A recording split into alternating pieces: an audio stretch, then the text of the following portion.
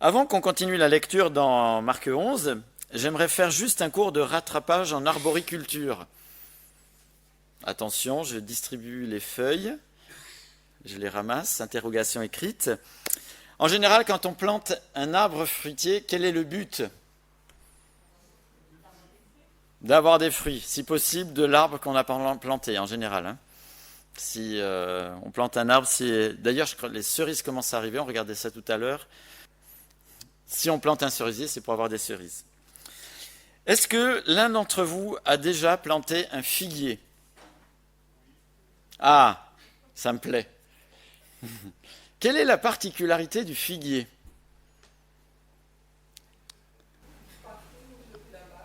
Très bien. Mais est-ce que vous avez pu constater que les fruits sont avant les feuilles ? C'est étonnant, hein ? Alors j'ai travaillé 4 ans devant un figuier, je ne m'en étais pas rendu compte.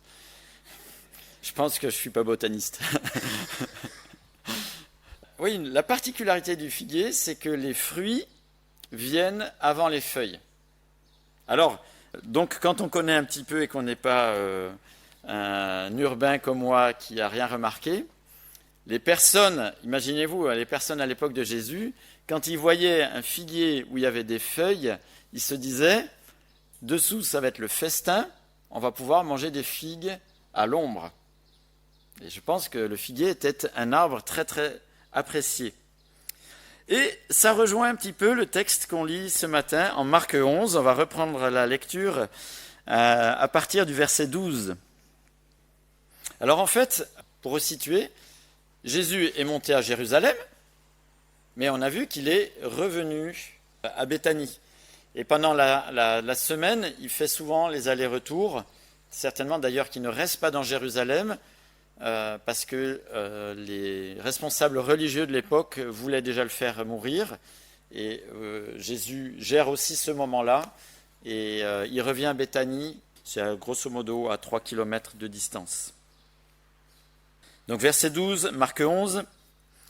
Le lendemain, comme il quittait Béthanie, Jésus eut faim.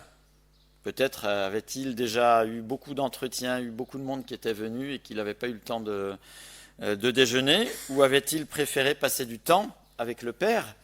On voit beaucoup dans les évangiles, Jésus se met à l'écart pour prier, pour être dans la communion avec le Père.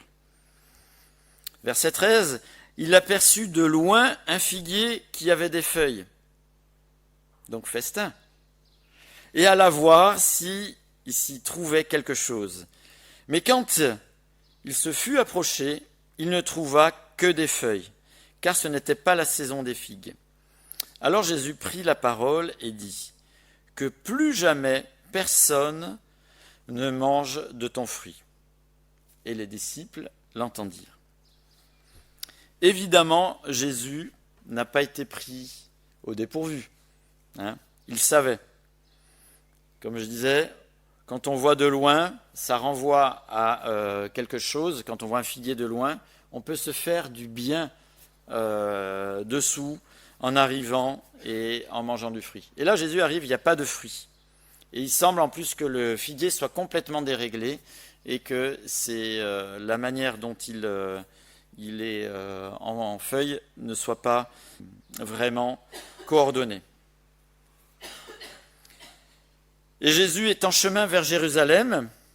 Et que voit-on quand on va vers Jérusalem au loin ? À l'époque, on voyait au loin le temple. Et quand on voit le temple au loin, on ne se dit pas festin, mais on se dit c'est le lieu où on vient prier l'Éternel. C'est le lieu où on vient l'adorer. C'est le lieu où on vient faire un break pour être dans la présence et dans les dispositions que Dieu attend. Et ce n'est pas un accident si à la fois cette anecdote avec le figuier nous est donnée au moment où Jésus monte à Jérusalem. Et on va lire la suite. D'ailleurs, ce n'est pas un accident, vous savez pourquoi ? Parce que le Saint-Esprit a veillé à la rédaction de ce texte. Dieu lui-même a veillé à la rédaction. Et ce qui se passe avec le figuier, ce qui se passe dans le temple, vous allez voir, il y a quelques similitudes. Verset 15. Ils arrivèrent à Jérusalem et Jésus entra dans le temple. Il se mit à chasser ceux qui vendaient et qui achetaient dans le temple. Et il renversa les tables des changeurs de monnaie et les sièges des vendeurs de pigeons. Il ne laissa personne transporter un objet à travers le temple, et il les enseignait en disant : « N'est-il pas écrit : Mon temple sera appelé une maison de prière pour toutes les nations. Mais vous, vous en avez fait une caverne de voleurs. » Les chefs des prêtres et les spécialistes de la loi l'entendirent, et ils cherchaient le moyen de le faire mourir.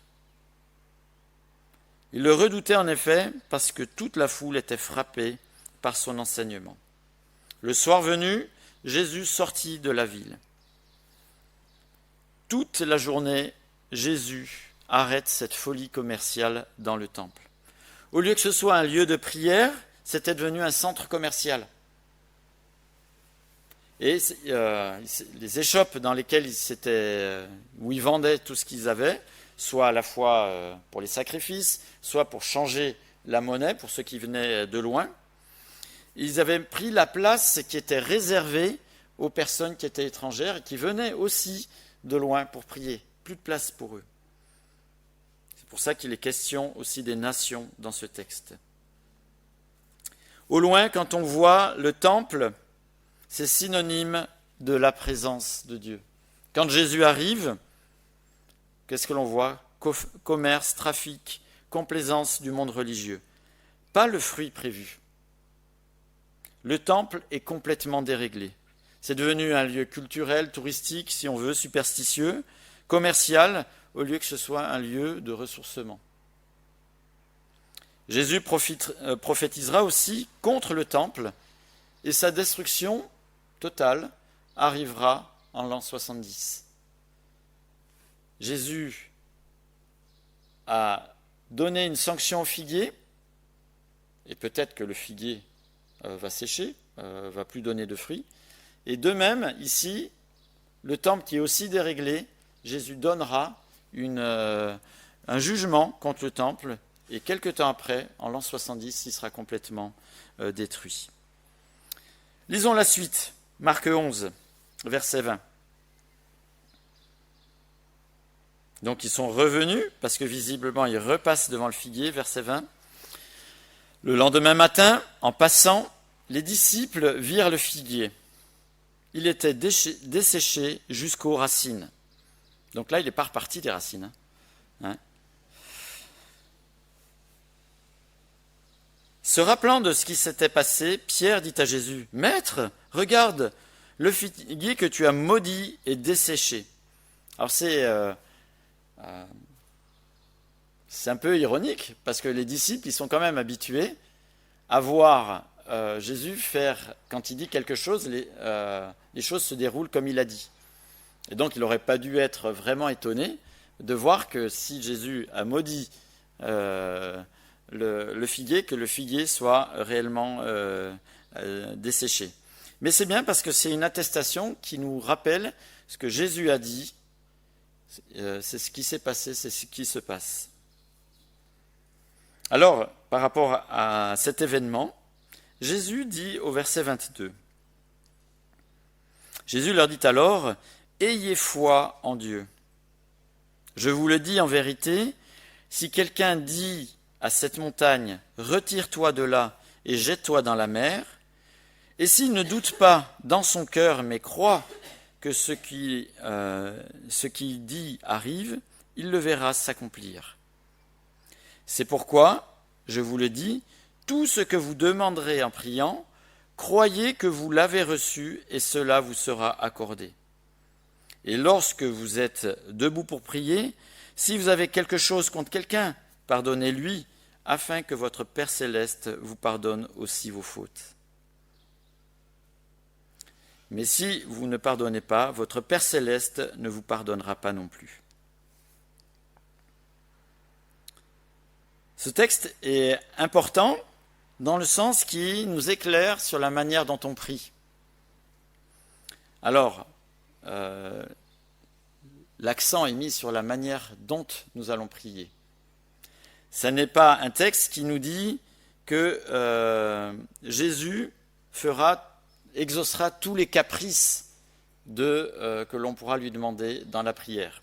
D'ailleurs, vous avez noté que ce texte commence au verset 23, « Je vous le dis en vérité ». Et l'exaucement de Dieu de toute prière est dans le cadre, comme on l'a chanté, de sa justice, de sa vérité, de sa personne.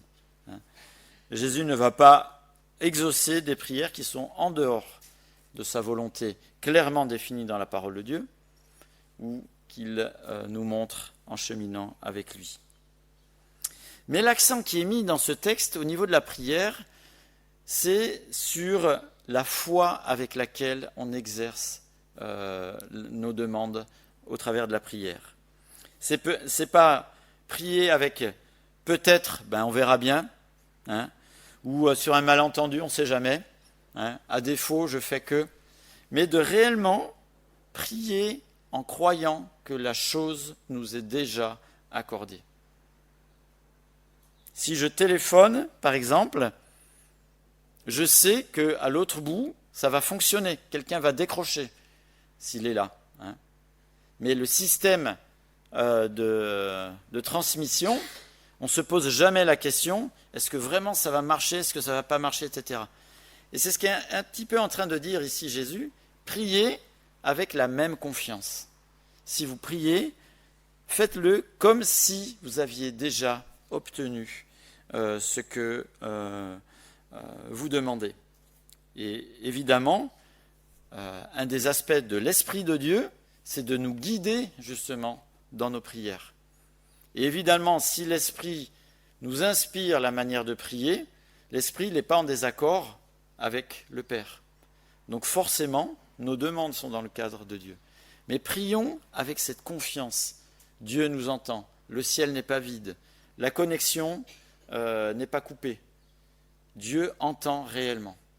Et prions avec foi. Alors, est-ce que l'histoire de la montagne est imagée, pas imagée ? D'un point de vue littéral, ça fonctionne bien. D'un point de vue imagé, ça fonctionne bien aussi. Dieu est capable de tout. Cependant, dans la prière, il semble qu'il puisse y avoir de la friture sur la ligne, un obstacle, le pardon. Et ce texte nous invite à avoir une transparence. Si on a une transparence avec Dieu dans la prière, qu'on ait exactement aussi la même transparence avec les frères et sœurs. Et qu'on puisse l'exprimer et se demander pardon les uns les autres avec la même simplicité. Si on a un relationnel entre nous sans ombre, c'est une belle image du relationnel que l'on peut aussi avoir avec Dieu dans nos demandes. Et je crois que dans ce texte, on pourrait se demander, finalement, au début du culte, on a lu le texte avec les disciples qui vont chercher l'anneau. C'est comme si je disais, allez dans 3 rues là-bas, allez prendre la voiture, et si quelqu'un vous demande quelque chose, vous direz, le maître en a besoin. Il faut avoir une certaine confiance.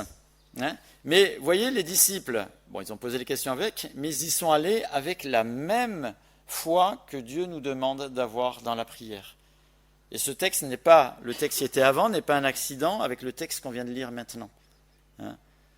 C'est une démonstration, faites confiance, quand on fait confiance à Dieu, agissez de la même manière dans la prière, quand vous priez, qu'il en soit pareil. Voilà pour ce texte. Alors, que ça nous pousse à être à la fois, nous, authentiques. Si on voit un figuier, l'objectif, c'est de voir des figues. Si on voit le temple de Dieu, l'objectif, c'est de voir dans le temple de Dieu un moment en relation avec Dieu, et pas un centre commercial. Quand on voit un racheté, quand on voit un chrétien, l'objectif, c'est quoi qu'on voit de lui ? Est-ce que on pourrait dire quand on nous voit, on s'attend à voir quelqu'un qui est attaché à Christ. Quelqu'un qui a peut-être foi en Dieu quand il prie, une vraie foi. Et je pense que l'exemple du figuier est en relation avec le temple, mais ça nous renvoie aussi à nous. Est-ce que quand on nous voit, on voit au travers de nous quelqu'un qui est racheté? Est-ce que quand on est en relation avec nous, on s'attend à voir des personnes qui sont réellement inspirées par l'Esprit de Dieu? Est-ce que quand on vient vers nous, on s'attend à voir des personnes qui prient avec foi et qui s'attendent aux réponses de Dieu? Le problème n'est plus le figuier, il est déjà mort et à mon avis, il a déjà fait du compost depuis bien des années. Le problème n'est plus le temple, il est détruit et ça c'est déjà fait au niveau de la construction. Ça renvoie à nous.